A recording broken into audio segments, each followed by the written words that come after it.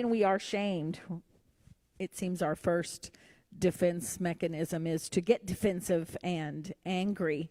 And so you said you were able to kind of curtail that. How can we do that? If someone shames us and tells us, well, you can't play softball, or you're dumb for doing this or not doing that, or move along, little one, or whatever anybody might say, our first defense is, oh, shut up.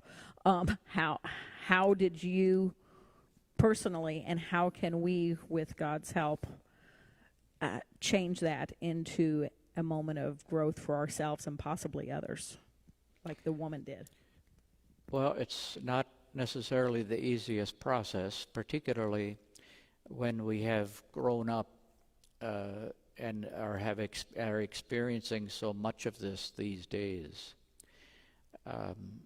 One way, the first step would be if we can remain calm and not get angry, or if we experience our anger or experience hurt, whatever the consequences of shame, if we can be on top of that. And I have great difficulty getting there in the moment. And I think most of us have that difficulty. So I think the one way is to try to remain as calm and focused as we can. And we look at Jesus in innumerable times that the Pharisees and scribes came after him. How did he not allow himself to be shamed? And it was only because he was able to keep in focus who he was in God's eyes.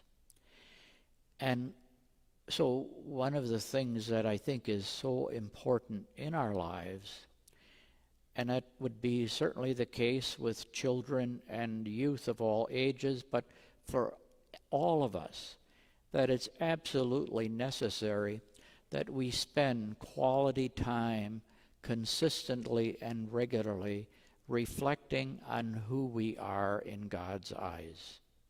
If we don't do it, how can we ever get to the point of not allowing ourselves to be shamed or ridiculed or put down or bullied? It just won't work. We've got to have the inner resources in order to say, oh, wait a minute.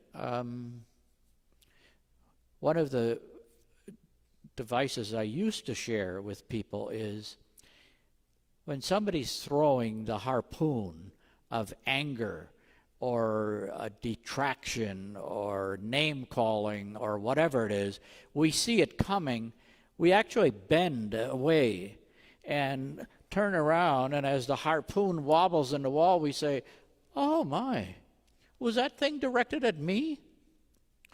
Or to even think of the person throwing garbage. We could use a different word if we wanted to. And we get out of the way and we say, that look running down the wall, was that aimed at me? It puts the responsibility on the other person. And we can make it possible then and we can say, what's going on for you? We're in charge like Jesus was. What's happening? Why would you say such an obnoxious thing to me? I don't care if it's true. Why would you say it? But again, that means that we have to imitate Jesus in all kinds of ways. And one of the things he did regularly was to go off by himself. And we know that there are occasions when they went out looking for him. The one that stuck in my mind, not in a bad way, is they said, Jesus, there are lots of people looking for you, where you left these people and there's still more to be taken care of. And Jesus says, yes, let's go to another town. What? But that's the way Jesus discerned the will of his Father.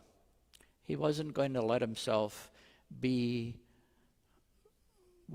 run over, made to feel guilty that if he didn't go back to this particular town, somehow or another he was neglecting people. What he was reflecting in his actions was there are so many people hurting. And that's certainly the case today. And so how can we ever get to honoring all those hurting people, but to continue to see that we honor ourselves? And we may think, oh, isn't that a bit selfish? Well, I don't care if it's considered selfish. It's a healthy selfishness, if that's the way we want to look at it. It's a way to say, it's a way to offer praise to God. God, thank you for creating me in your own image. Thank you for seeing me as a beloved person, as one cherished and one that you consider a crown in your jewel or the name on your refrigerator, whatever the case may be. Thank you, God. And I will do my best to honor who you created me to be. Whom you created me to be.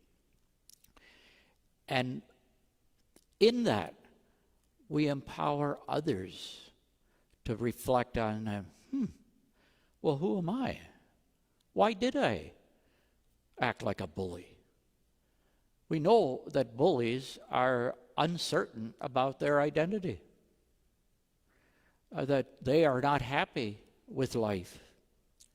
And so why would we let them or let any age affect our children negatively?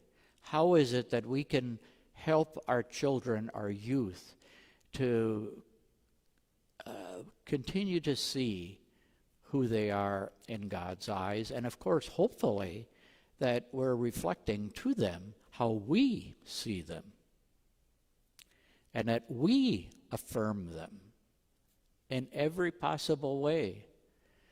Okay, I'm angry about this. We'll get through it. And I want to repeat, I still love you as my son, daughter, child, whatever the case may be. We cannot say those words often enough to our young people.